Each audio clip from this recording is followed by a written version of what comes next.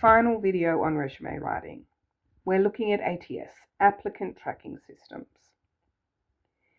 Is it something you need to worry about? Absolutely. But it's not everything, and I'm going to show you why. I tested the resumes I've been building through an ATS checker. Multiple versions, multiple formats. And let me show you what I've learned. An ATS compliant resume is a document written in a way that lets the ATS system pass it easily. Pass just means check. It's a computer check. What makes a resume ATS friendly? Simple formatting that's easy to scan. Keywords that match the job ad. We've already covered this. Clear section headers. Experience, education, skills. Relevant work experience and professional skills highlighted. That's it. You're just making sure the system can see what you want it to see. Now, let me show you what happens when you test a resume through ATS. There are many free ATS checkers out there. Here's how it works. Go to the website and create a free account. I used a free tool called Resume Worded. It does require an email. Upload your resume as a PDF and get a score out of 100. It reviews word choice, formatting, section headers, everything. But you only get partial information with the free version. The pro version gives more details, but I'm not paying for that. You get 10 free checks per email address. I didn't expect our initial graduate resume to score highly.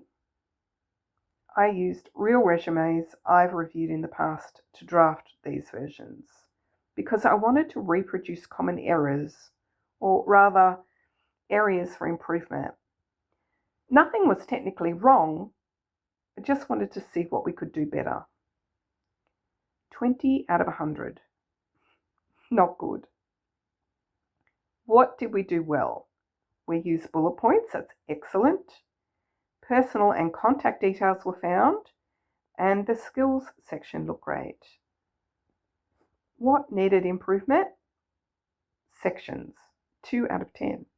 They didn't like our section headers. The summary section didn't pass their checks.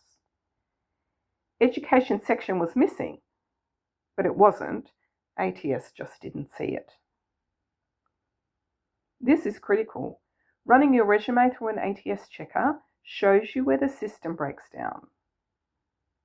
Other scores: impact, 31 out of 100. Not a high impact resume yet. Brevity, which is shortness, 50 out of 100. 2 pages, but they still think it's long. Style, 19 out of 100. They really didn't like our style. They told me to remove the summary. They said summaries are only for mid to senior level applicants. I have the opposite opinion. I said at senior levels you don't need one. For graduates or career changes you do. They also said for entry-level applicants, take it away. Everyone knows you're looking for a job, no need to say it. Look, my take is that a graduate resume can be weak without a statement about what you're looking for. That's my opinion. Maybe it's industry specific, or maybe it's just me. It's important to note that this tool doesn't account for cultural expectations. They never mentioned photos once. I removed the photo, same score. They're not dealing with different cultures.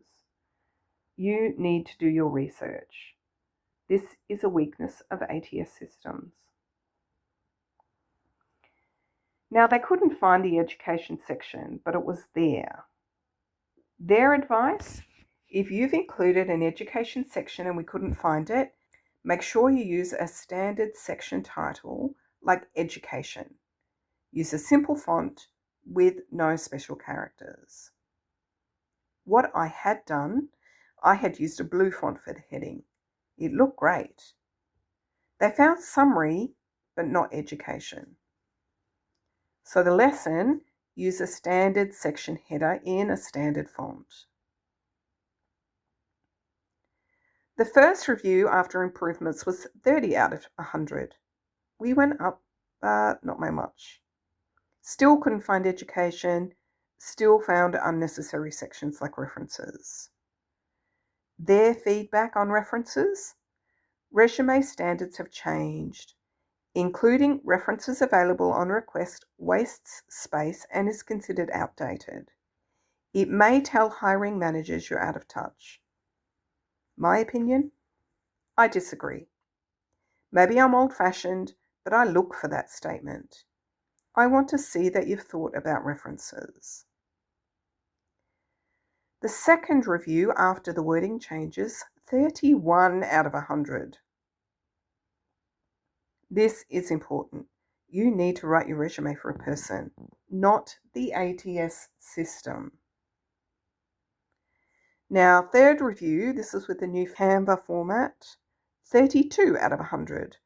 Again, very little change. They told me that the Canva format I chose worked okay with ATS. Still couldn't find education. They recommended keeping graduate resumes to 1 page. Now, I removed the photo and the score dropped to 30.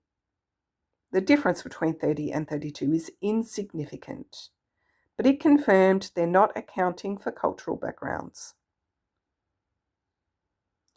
I removed the objective statement only. The score went down to 29. Wait, they said the objective was unnecessary. I removed it. Why did my score drop? Let's ignore the number and look at the feedback.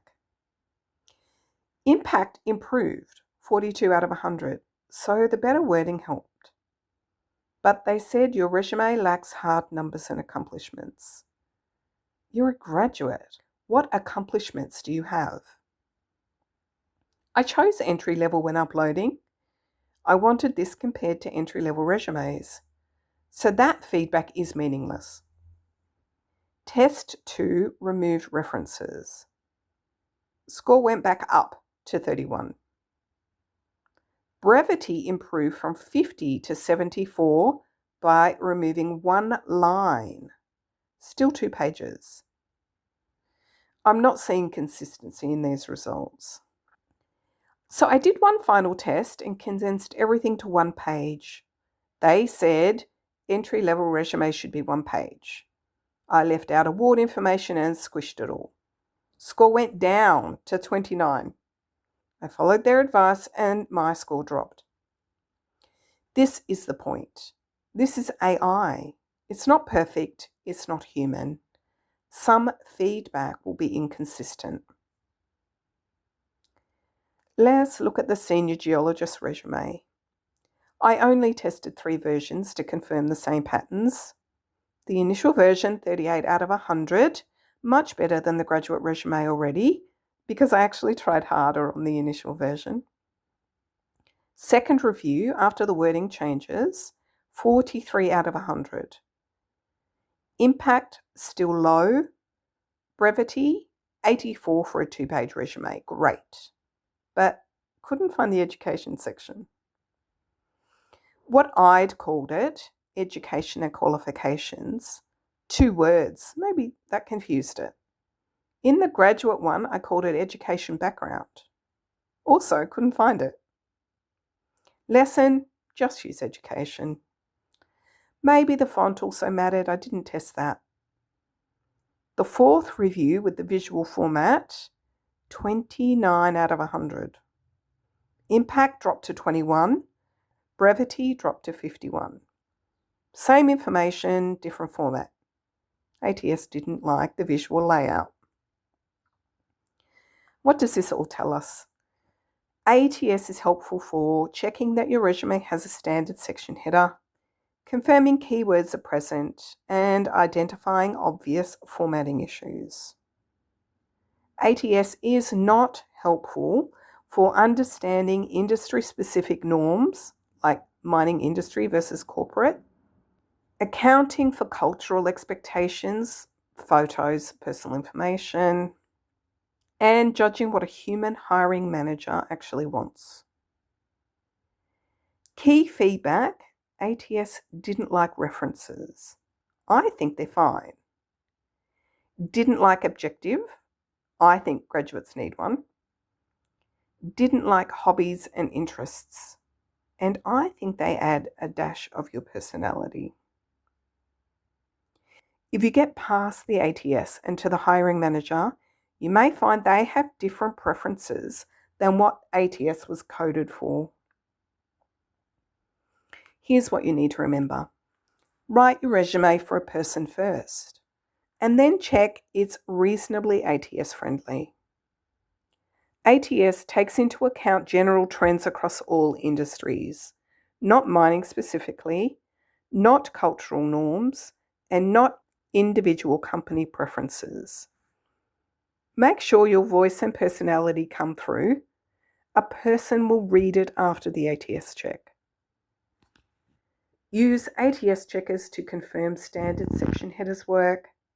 Check keyword presence. Identify major formatting problems. Don't obsess over the score. Focus on making your resume clear, compelling, and easy for both systems and humans to read. You can download the ATS test results. I've included all the versions we tested so you can see the differences yourself and run your own tests if you want. Link is in the description. That's it for resume writing. Next, we'll talk about cover letters. See you there.